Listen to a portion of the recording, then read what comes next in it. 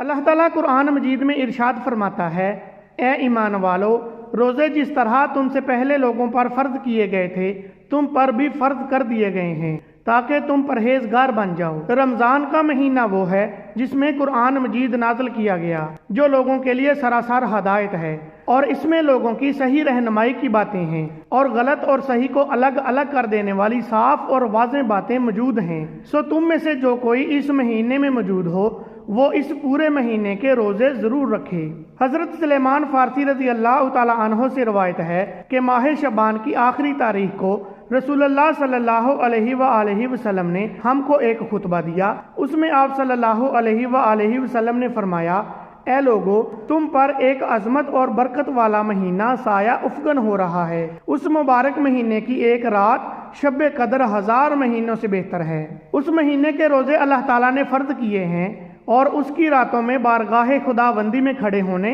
یعنی نماز تراویح پڑھنے کو نفل عبادت مقرر کیا ہے، جس کا بہت بڑا ثواب رکھا ہے۔ جو شخص اس مہینے میں اللہ تعالیٰ کی رضا اور اس کا قرب حاصل کرنے کے لیے کوئی غیر فرض عبادت یعنی اللہ کی رضا اور ثواب حاصل کرنے کے لیے افطار کرائے تو اس کے لیے گناہوں کی مغفرت اور آتش دوزخ سے آزادی کا ذریعہ ہوگا، اور اس کو روزہ دار کے برابر ثواب دیا جائے گا بغیر اس کے کہ روزہ دار کے ثواب میں کمی کی جائے۔ آپ صلی اللہ علیہ وآلہ وسلم سے عرض کیا گیا، یا رسول اللہ، ہم میں سے ہر ایک کو تو افطار کرانے کا سامان میسر نہیں ہوتا، تو کیا غربا اس عظیم ثواب سے محروم رہیں گے؟ آپ صلی اللہ علیہ وآلہ وسلم نے فرمایا، اللہ تعالیٰ یہ ثواب اس شخص کو بھی دے گا جو دودھ کی تھوڑی سی لسی پر یا صرف پانی ہی کے ایک گھونٹ پر کسی روزہ دار کا روزہ افطار کرا دے۔ اس شخص کو اللہ تعالیٰ میرے حوض یعنی حوض کوثر سے ایسا سیراب کرے گا جس کے بعد اس کو کبھی پیاس ہی نہیں لگے گی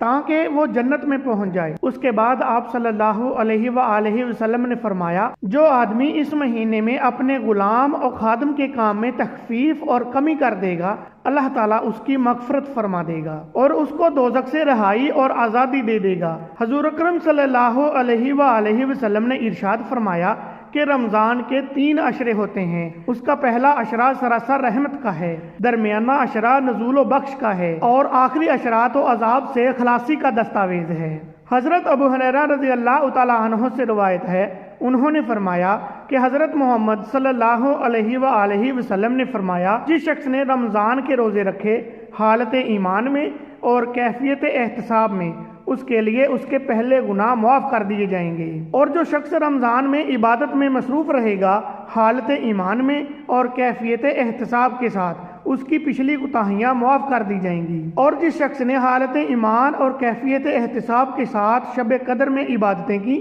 اس کی گزری کوتاہیاں بخش دی جائیں گی۔ روزہ ایک ایسی عبادت ہے جس کے بارے میں سرور دو عالم صلی اللہ علیہ وآلہ وسلم کا ارشاد مبارک ہے کہ اللہ تعالیٰ فرماتا ہے، روزہ میرے لیے ہے اور اس کا اجر بھی میں خود ہی دیتا ہوں۔ یعنی یہ اللہ تعالیٰ اور اس کے بندے کا براہ راست معاملہ ہے کہ بندہ اللہ تعالیٰ کے حکم کی بجا آوری میں تمام دن کھانے پینے اور نفسانی خواہشات سے رکا رہتا ہے، اور اس کے ان آداب کو پوری پابندی کا خیال و احساس رکھتا ہے، اور ان پابندیوں کے مطابق اپنے دن رات کو گزارنے کی کاوشیں کرتا ہے، تو یقیناً اللہ تعالیٰ اس کا اجر خود ہی عطا فرماتا ہے۔ ایک اور حدیث مبارک میں ارشاد فرمایا، روزہ آدمی کے لیے ڈال کا کام کرتا ہے بشرطے کہ وہ اسے پھاڑ نہ ڈالے۔ حضرت ابو ہریرہ رضی اللہ تعالی عنہ نے عرض کیا، اسے کس طرح پھاڑا جا سکتا ہے؟ ارشاد فرمایا، جھوٹ یا غیبت کے ساتھ، یعنی روزے کی حالت میں جھوٹ، غیبت،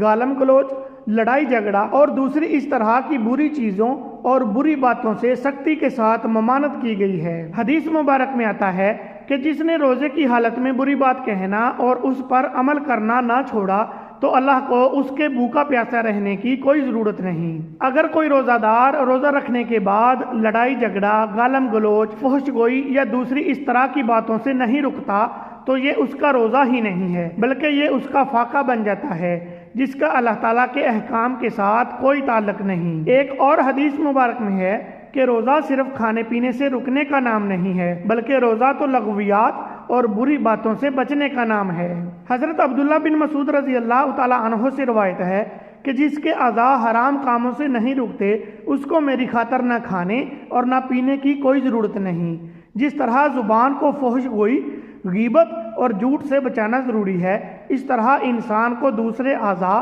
آنکھ، کان، ناک، ہاتھ پاؤں کو بھی برے افعال سے بچانا ضروری ہے۔ ایک اور حدیث مبارک میں رسول اللہ صلی اللہ علیہ وآلہ وسلم نے اس مہینے کو صبر اور غمخواری کا مہینہ قرار دیا ہے۔ دینی اصطلاحات میں صبر کے معنی ہیں اللہ کی رضا کے لیے اپنے نفس کی خواہشوں کو دبانا اور تلخیوں اور ناگواریوں کو برداشت کرنا ہے، جس سے ان کے اندر ان غرباء و مساکین کی ہمدردی کا جذبہ بھی پیدا ہو جاتا ہے جو ناداری کی وجہ سے فاقوں پر مجبور ہو جاتے ہیں۔ اللہ تعالی ہمیں قرآن کی تعلیمات اور سنت نبوی صلی اللہ علیہ وآلہ وسلم پر پورے طریقے سے عمل کرنے کی توفیق عطا فرمائے،